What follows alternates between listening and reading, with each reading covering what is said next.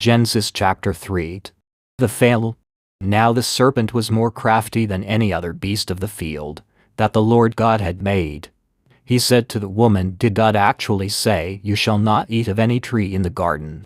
And the woman said to the serpent, We may eat of the fruit of the trees in the garden, but God said, You shall not eat of the fruit of the tree that is in the midst of the garden, neither shall you touch it, lest you die.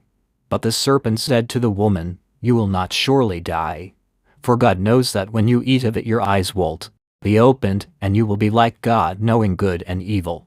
So when the woman saw that the tree was good for food, and that it was a delight to the eyes, and that the tree was to be desired to make one wise, she took of its fruit, and ate. And she also gave some to her husband who was with her, and he ate.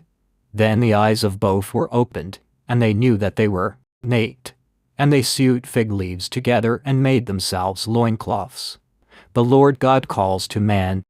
And they heard the sound of the Lord God walking in the garden in the cool of the day. And they, man and his wife, hid themselves from the presence of the Lord God among the trees of the garden. But the Lord God called to the man and said to him, Where are you? And he said, I have heard the sound of you in the garden, and I was afraid because I was naked, and I hid myself. He said, Who told you that you were naked? Have you eaten of the tree of which I commanded you not to eat? The man said, The woman whom you gave to be with me, she gave me fruit of the tree, and I ate. Then the Lord God said to the woman, What is this that you have done? The woman said, The serpent deceived me, and I ate.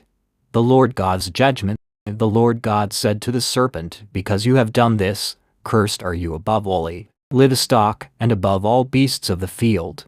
On your belly you shall go, and dust you shall eat all the days of your life.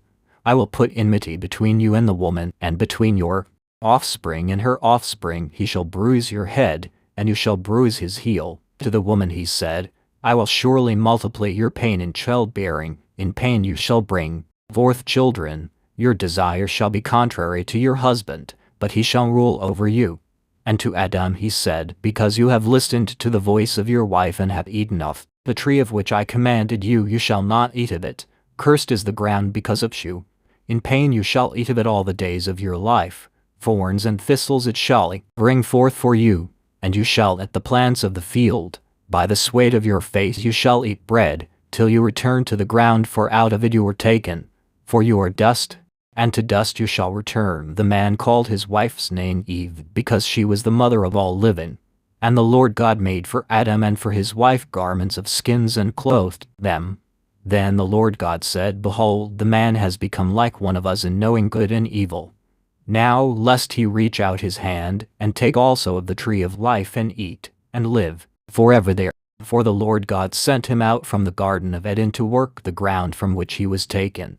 He drove out the man, and at the east of the garden of Eden he placed the cherubim and a flaming sword, that turned every way to guard the way to the tree of life.